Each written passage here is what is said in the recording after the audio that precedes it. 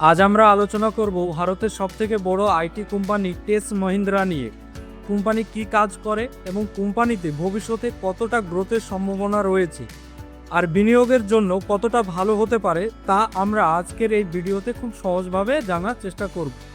আমরা কোম্পানি সম্পর্কে খুব সংক্ষেপে একটু জেনে নিই। টেস মহিন্দ্রা কোম্পানি হলো একটি লিডিং আইটি ও কনসাল্টিং কোম্পানি যা মূলত সফটওয়্যার সার্ভিসেস ও ডিজিটাল ট্রান্সফরমেশন এবং টেলিকম সলিউশন ও বিজনেস আউটসোর্সিংয়ের মতো সার্ভিস দেয়।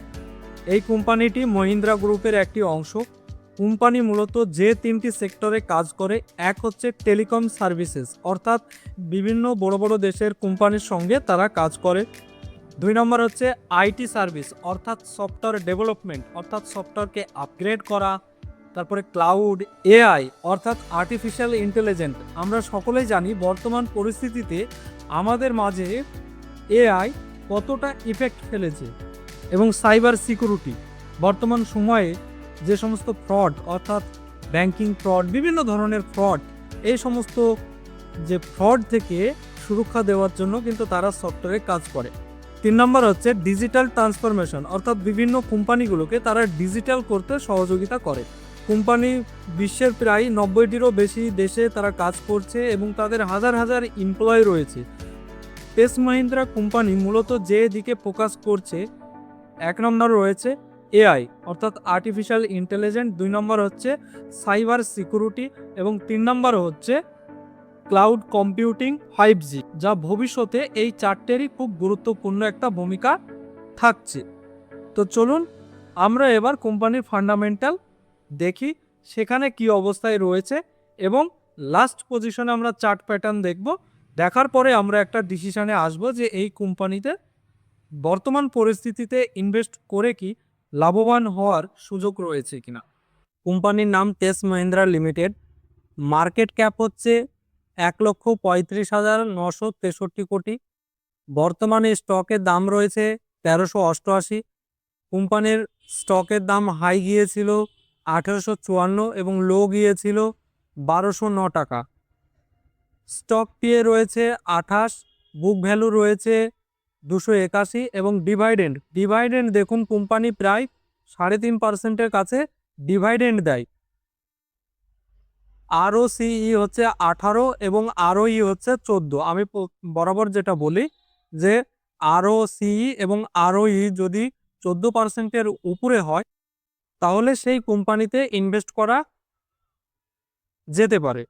ইন্ডাস্ট্রি পিএ রয়েছে 20, অর্থাৎ স্টক পিএ রয়েছে 28 এবং ইন্ডাস্ট্রি পিএ রয়েছে 20। এটা কিন্তু মাথায় রাখতে হবে যে স্টক এতটা কারেকশন হওয়ার পরেও কিন্তু ইন্ডাস্ট্রি পিএ থেকে স্টক পিএ কিন্তু বেশি রয়েছে। অর্থাৎ ফ্রি ক্যাশ ফ্লো, অর্থাৎ কোম্পানির হাতে কিন্তু ফ্রি ক্যাশ 5,303 কোটি টাকা রয়েছে। কোম্পানির উপরে দেখুন ঋণ রয়েছে 1954 কোটি, কিন্তু ডেট টু ইকুইটি রয়েছে 0.07, অর্থাৎ কোম্পানির উপরে এই যে ঋণ রয়েছে এটা কিন্তু সেইভাবে কোম্পানির উপরে কোনো ইফেক্ট ফেলবে না, অর্থাৎ কোম্পানি প্রায় ঋণমুক্ত কোম্পানি। আমরা যদি কোয়ার্টারলি রেজাল্ট দেখি কোম্পানির, তো লাস্ট ডিসেম্বর 2024-এ ছিল কোম্পানির সেলস ছিল 13,286 কোটি, তাতে খরচ হয়েছিল 11,477 কোটি এবং প্রফিট হয়েছিল 1,809 কোটি। মার্চ 2025-এ সেটা 13,384 কোটি হয় এবং খরচ হয় 11,545 কোটি, তাতে প্রফিট হয় 1,839 কোটি। জুন 2025-এ 13,351 কোটি টাকার সেল হয়, 11,416 টাকা খরচ হয় এবং 1,935 কোটি টাকা লাভ হয়। সেপ্টেম্বর 2025-এ 13,995 কোটি টাকার সেল হয়, 11,830 কোটি টাকার খরচ হয় এবং 2,165 কোটি টাকা কিন্তু প্রফিট হয়। তো আমরা যেটা দেখতে পাচ্ছি যে কোম্পানির কিন্তু কন্টিনিউ সেল গ্রোথ কিন্তু বাড়ছে এবং কন্টিনিউ প্রফিট কিন্তু কোম্পানির বাড়ছে।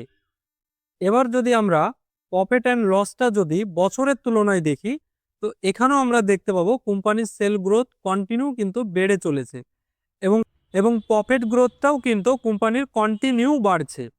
আপনারা যদি লক্ষ্য করেন মার্চ 2014 সালে 18,802 কোটি টাকার সেল হতো সেই সময়ে, বর্তমান সময়ে সেটা 55,123 কোটি টাকার সেল হচ্ছে।